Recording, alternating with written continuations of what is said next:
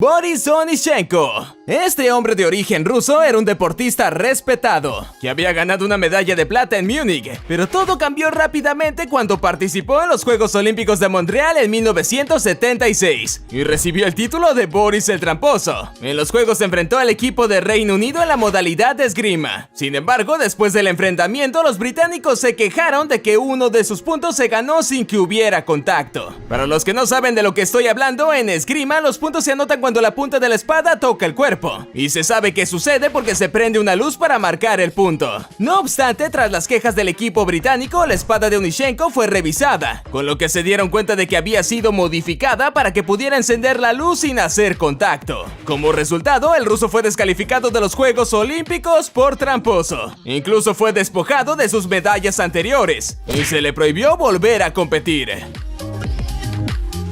Marion Jones. Esta era una atleta estadounidense que tuvo un enorme éxito en los Juegos Olímpicos de 2000 en Sydney, donde ganó 2 medallas de bronce y 3 de oro. Allí se convirtió en la primera mujer en ganar tantas precias en las categorías de atletismo en Olímpicos. Siendo tantos sus logros, otros competidores empezaron a sospechar de la deportista, pero no pasó nada, porque Jones pasó todas sus pruebas antidoping. Fue solo hasta el 2007 cuando la atleta admitió haber consumido esteroides durante años sin saberlo, porque su entrenador se los administraba como si fuera aceite de linaza. De todas maneras, pocos le creyeron a la velocista, porque su exnovio Tim Montgomery fue uno de los primeros atletas en ser descubiertos usando la misma sustancia, y para empeorar se comprobó que él colaboró con una empresa que producía y distribuía esteroides invisibles. Al final, Jones fue despojada de sus medallas y sentenciada a 6 meses de prisión por mentir a los fiscales federales.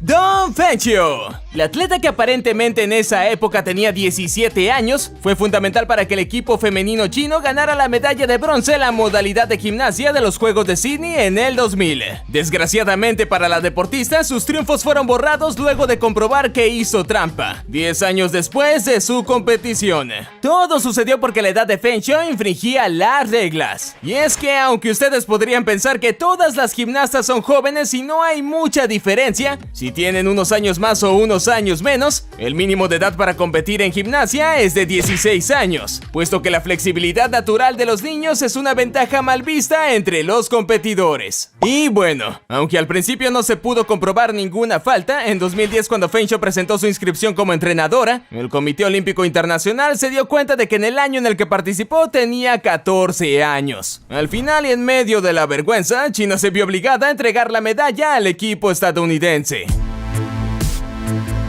Fred Lorz. Este puesto es especial. No solo fue el primer gran tramposo registrado en Juegos Olímpicos, sino tal vez uno de los más descarados. En este punto nos vamos hasta los muy lejanos Juegos de 1904, durante la tercera edición de la justa veraniega que se realizó en San Luis. En este caso, Fred Lorz ganó la maratón masculina con un tiempo de 3 horas y 13 minutos, aproximadamente 15 minutos por delante de su rival más cercano. Lorz ya estaba festejando y ya se había fotografiado con Alice Roosevelt, la hija del presidente, cuando arribó Thomas Hicks, quien se sorprendió e inmediatamente comenzó a reclamar, pues nunca vio a ningún corredor rebasarlo. Ante esto, Lorz tuvo que aceptar que hizo trampa, pero no cualquier tipo de trampa. De hecho, si hiciéramos lo mismo, todos tendríamos una medalla. Este sinvergüenza corrió 14 kilómetros, y como se le hizo muy pesado el trayecto, su entrenador lo recogió en carro y lo llevó los otros 28 kilómetros. Para completar, cuando el automóvil se averió, Lorz continuó caminando hasta el estadio, y así llegó primero.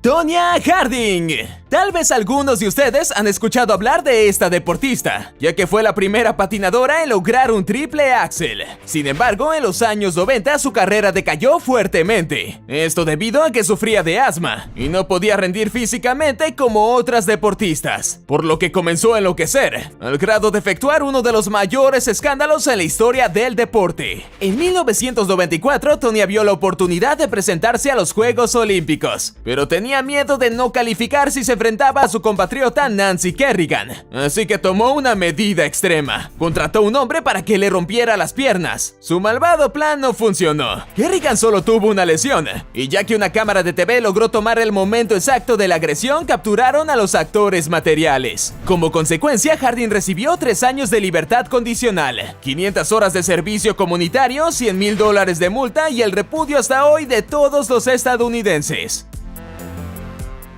Madeline de Jesús. Esta puertorriqueña era una excelente atleta que había destacado en pruebas combinadas de atletismo y voleibol. Así, después de varios galardones y de un récord nacional, se inscribió en salto de longitud y como relevista de 400 metros de la delegación boricua para los Juegos Olímpicos de Los Ángeles en 1984. Sin embargo, el sueño olímpico se convirtió en una pesadilla, cuando Madeline sufrió una lesión en la pierna durante su intento de salto. Temiendo no poder competir en los relevos de la siguiente ronda, pensó en un plan. Su hermana gemela Margaret también era una atleta y la había acompañado en el viaje. Entonces la pareja intercambió lugares en secreto. Todo iba bien, hasta que, como en una película, un periodista se percató de un lunar en el rostro que había servido a la prensa para distinguir a las hermanas desde niñas. Así que habló con el entrenador puertorriqueño, y este, escandalizado, retiró a todo el equipo de la carrera. Equipo español paralímpico.